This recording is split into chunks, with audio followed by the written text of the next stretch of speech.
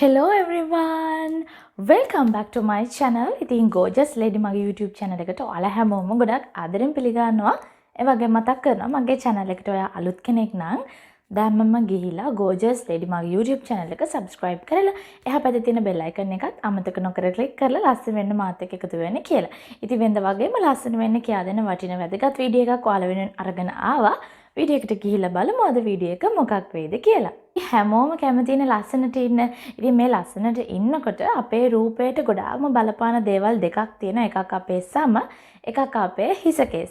ඉතින් අපි මේ අපේ සම රැක ගන්න, අපේ සම දීප්තිමත් කරගන්න නිවැරදි ස්කින් කෙයාර් රූටින් එකක් කරගත්තොත් ඒක ගොඩාක් හොඳ ප්‍රතිඵල ලබා දෙන දෙයක් කියලා අනිවාර්යයෙන්ම කියන්න ඕනේ. ඉතින් ඒක ඔයගොල්ලොත් දන්නවා. ඒ වගේම තමයි අපේ හිස කෙස් වලටත් අපි hair care routine එකක් තියාගන්න ඕනේ. මොකද අපේ සමට skin care routine එකකින් ලැබෙන ප්‍රයෝජන වගේම ප්‍රයෝජනයක් අපිට hair care routine එකක් මගිනුත් ලැබෙනවා. ඉතින් ඔයාලා දන්නේ නැතුව ඇති hair care routine එකක් කරනකොට daily hair care routine, එතකොට weekly hair care routine, ඒ වගේම monthly hair care routine එකක් කොහොමද කරගන්න කියලා. ඉතින් මං හිතුවා ඒ ගැන අද ඔයගලන්ට කතා කරන්න. ඉතින් වීඩියෝ එකට ගිහිල්ලා බලමු. ඉතින් අපේ සම වගේම තමයි හිස කෙස්. මොකද සමටත් සම වර්ග පහක් තියෙනවා වගේම හිස කෙස් වලටත් හිස කෙස් වර්ග තියෙනවා. ඉතින් මං ඒ ගැන මේ උඩ කාඩ්ස් වලින් දානවා. මම කරපු වීඩියෝ එකක් තියෙනවා. ඔයාලට ඒක බලා ගන්න පුළුවන්. ඉතින් ඔයාගේ කොණ්ඩය ඔයිලි නම්, ඔයාගේ කොණ්ඩය ඩ්‍රයි නම්, ඔයාගේ කොණ්ඩය කර්ලි නම්, වේව් නම්, ඒ වගේම ස්ට්‍රේට් හෙයා නම් මේ කොයිම කොණ්ඩයක් වුණත් මං අද මේ කියා දෙන hair care routine එක ඔයාලට ගොඩාක් ප්‍රයෝජනවත් වෙනවා. ඉතින් මේ hair care routine එකක් කරන්න ඔයා හිතන්න එපා ඔයාලට shampoo එකයි condition එක oil එක තිබ්බම හොඳටම ඇති කියලා. අපි අපේ හිස කෙස් වලට කරන සත්කාරයන් මගින් තමයි ඔයාගේ කොණ්ඩෙට ඔයාට අපහසුාවක් වෙලා තියෙන මේ කොණ්ඩේ හැලී යාම, කොණ්ඩේ දුර්වර්ණ වීම, කොණ්ඩය ඩ්‍රයි ඩැමේජ් වීම, එතකොට කෙස් අග පැලීම, කෙස් වැවෙන්නේ නැතිකම, මෙන්න මේ දේවල් ඔයාලට වළක්වා ගන්න පුළුවන් වෙන්නේ. ඉතින් අපි බලමු අපේ හිස කෙස් රැක ගන්න hair care routine එකක් කරද්දී අපි දිනපතාම මොන වගේ දේවල්ද අපේ කොණ්ඩයට පාවිච්චි කරන්න ඕනේ කියලා. ඉතින් ඔයාට මට අපි හැමෝටම කාර්යබහුල ගෘහණියක් විදියට, රැකියාවකට යන යුවතියක් විදියට සහ පාසල් යන යුවතියක් විදියට, වගේම විශ්වවිද්‍යාලය යන සිසුවෙක් විදියට ඔන්න ඔයාලට හැමදාම ඔයාගේ කොණ්ඩේ සෝදන්න හම්බ වෙන්නේ නැහැ. ඉතින් ඒ නිසා ඔන්න ඔයාට හිස කෙස් සේදුවේ නැති වුණත් ඔයාගේ හිස කෙස් වල නිරෝගීකම පිරිසිදු බව රඳා පවත්වා ගන්න ඔයාලට පුළුවන් ඔයාගේ කොණ්ඩේට දිනපතාම leave on conditioner එකක් apply කරන්න.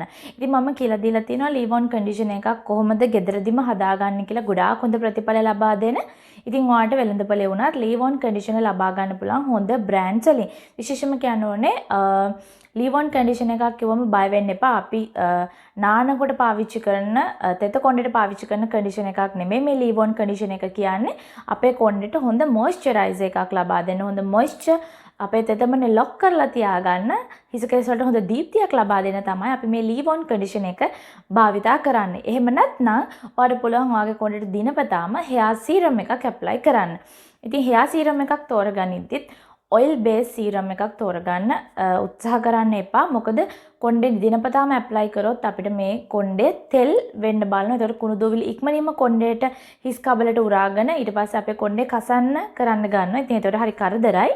ඒ වගේම ගඳ ගහන්නත් බලනවා. ඉතින් ඒක නිසා leave on conditioner එකක් තෝරගනිද්දිත්, hair serum එකක් තෝරගනිද්දිත් ගොඩාක්ම water based serum එකක්, එහෙම නැත්නම් water based leave on conditioner එකක් තෝරගන්න උත්සාහ කරන්න. ඉතින් දිනපතාම අපේ කොණ්ඩ වෙන්න අපිට කරන්න පුළුවන් තවත් දෙයක් තමයි හොඳට වතුර බොන එක. මොකද වතුර කියන දේ අපේ සමට වගේම අපේ හිස කෙස් වලට, ඒ වගේම අපේ ශරීර ඇතුළාන්තයට ගොඩාක් අවශ්‍ය දෙයක්. අපේ සම නිරෝගී කරන්න, අපේ ශරීර ඇතුළාන්තයේ විස නසන්න, ඒ වගේම අපේ හිස කෙස් හොඳ දීප්තිමත් කරන්න, හොඳ නිරෝගී කරන්න මේ වතුර කියන දේ ගොඩාක් වැදගත්. ඉතින් දවසට ලීටර් 2-3ක් විතර වතුර පානය කරන්න පුළුවන් නම් ඔන්න ඔයාගේ කොණ්ඩය රැක ගන්න ඔයාලට දිනපතාම කරන්න පුළුවන් සත්කාරයක් තමයි මේ වතුර බොනවා කියන එක. ඒ වගේම තමයි ඔයාලට පුළුවන් ඔයාගේ කොණ්ඩයට දිනපතාම විටමින් එකක් පාවිච්චි කරන්න. ඉතින් මල්ටි විටමින් එකක් ඔයාලට ડોක්ටර් කෙනෙක්ගේ රෙකමෙන්ඩේෂන් නැතුව පාවිච්චි කරන්න පුළුවන්. ඒ වගේම තමයි ડોක්ටර් කෙනෙක්ගේ රෙකමෙන්ඩේෂන් නැතුව වුණත් ගොඩාක් පිට රටවල ප්‍රසිද්ධ වෙලා තියෙන මේ sugar bear කියන මම මේ ඉමේජ් එක දාන්න. sugar bear කියන මේ මල්ටිවිටමින් එක hair එකට තියෙන විටමින් එක අරගෙන ඔයාලට පාවිච්චි කරන්න පුළුවන්.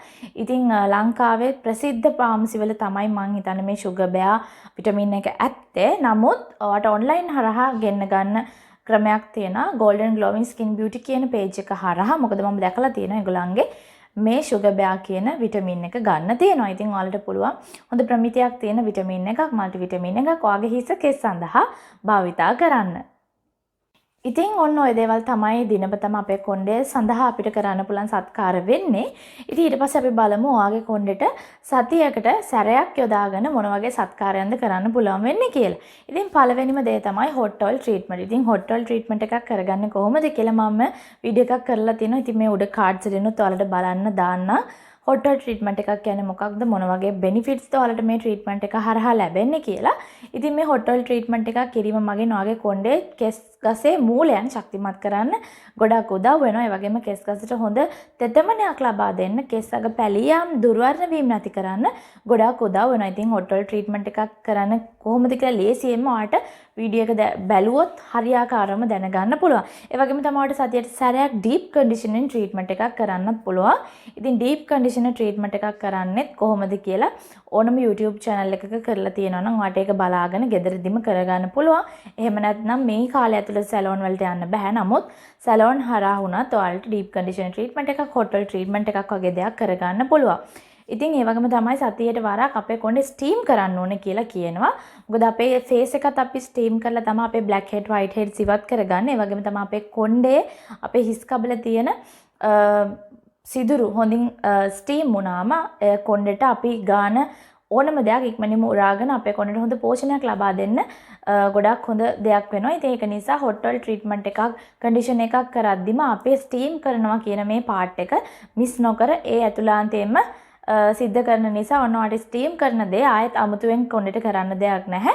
hot oil treatment එකේදීත් deep conditioner treatment එකේදීත් අපි කරන්නේ කොණ්ඩේ හිස් කබල හොඳින් ස්ටීම් කරන එක. ඉතින් මේ ස්ටීම් කිරීම මගිනුත් ඔයාගේ කොණ්ඩේට හොඳම හොඳ පෝෂණයක් ලැබෙනවා. අපි ආලේප කරන ආලේපනයන් වල ගුණයන් අපේ හිස් කබලට හොඳින් උරාගෙන හිස කෙස් වලට හොඳ ප්‍රතිලාභ ලබා දෙනවා.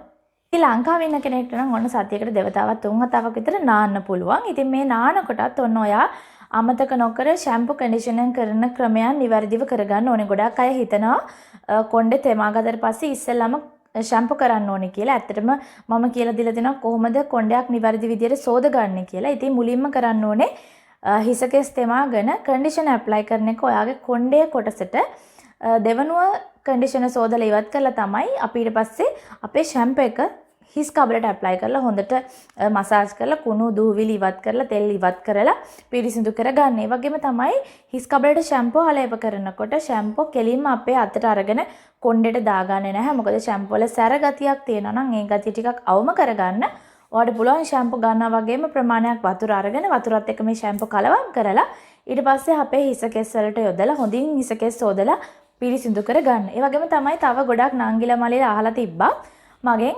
කන්ඩිෂනර් කරාම මේක සෝදලා ඉවත් කරන්න ඕනේ නැද්ද කියලා. ඇත්තටම කන්ඩිෂනර් කියන දේත් අපේ කොණ්ඩේට ආලේප කරාට පස්සේ හොඳින් සෝදලා ඉවත් කළ යුතුමයි. ඉතින් ඒක නිසා අනිවාර්යයෙන්ම කන්ඩිෂනර් කියන දේත් දෙපාරක් තුන් පාරක් විතර කොණ්ඩෙන් හොඳින් සෝදලා ඉවත් කරන්න වග බලා ගන්න.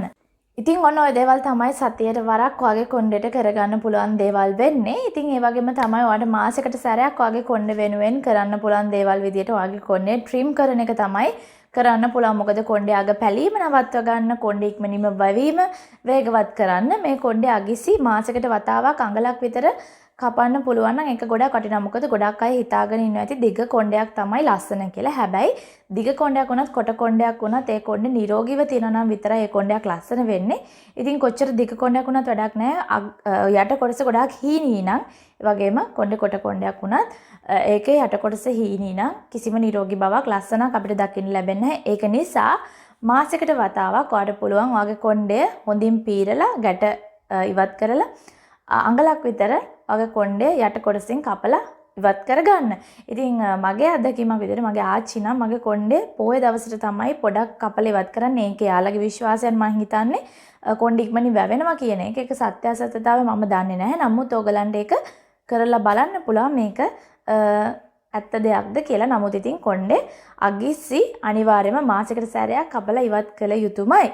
ඒ වගේම තමයි ක්ලෝරින් වතුරෙන් ඔයාගේ කොණ්ඩේ ආරක්ෂා කරගන්න. ඒ වගේම තමයි හෙයාර් ඩ්‍රයර් එකක්, හෙයාර් අයන් එකක් යූස් කරද්දි ගොඩක් පරිස්සමින් ඔයාගේ කොණ්ඩේ වේල ගන්න. ඒ වගේම අයන් කරන එක කරගන්න. ඉතින් අයන් එකක් භාවිතා කරද්දි හීට් ප්‍රොටෙක්ෂන් එකක් පාවිච්චි කරන එකෙන් ඔයාගේ කොණ්ඩේ ඩැමේජ් වෙන එක අවම කරගන්න පුළුවන්. ඒ වගේම තමයි ඔයාගේ කොණ්ඩේ කලර් කරද්දිත් කොණ්ඩේ බ්ලීච් නොකර කලර් කරගන්න වග බලා ගන්න. මොකද කොණ්ඩේ කලර් එක ගන්න ගොඩක් අය බ්ලීච් කරන්නේ නැහැ කිව්වට අනිවාර්යයෙන්ම බ්ලීචින් එකතු කරනවා කොණ්ඩේ කලර් එක ඒ විදිහටම හොඳ දීප්තිමත්ව ලබා ගන්න. හැබැයි ඉතින් ඔයා අනිවාර්යයෙන්ම මේක බලන්න ඕනේ මේකට බ්ලීච් එකතු කරලාද මේ කලර් එක කරන්නේ කියලා. එහෙමනම් බ්ලීච් එකතු කරනවා ඔයාගේ කොණ්ඩේ ටික කාලයක් යනකොට ඩැමේජ් වෙන්න බලනවා. ඉතින් අමතක නොකර ඒ දේවල් වලට හොඳ අවධානය යොමු කරලා ඔයාගේ කොණ්ඩේ ආරක්ෂා කරගන්න උත්සාහ කරන්න. ඉතින් මේ දේවල් තමයි ඔයාලට ඩේලි hair care routine එකක්, monthly hair care routine එකක්, ඒ වගේම weekly hair care routine එකක් විදිහට ගන්න පුළුවන්. ඉතින් මේ දේවල් අනිවාර්යයෙන්ම කරලා බලන්න. ඔයාට ඔයාගේ කොණ්ඩේ ගොඩාක් හොඳින් රැක බලා ගැනීමේ හැකියාව තියෙනවා. අවසාන වශයෙන් කියන්න ඕනේ shampoo conditioner තෝරගන්නකොට ඔයාගේ කොණ්ඩේ type එක, hair type එක අනුව තෝරගන්න.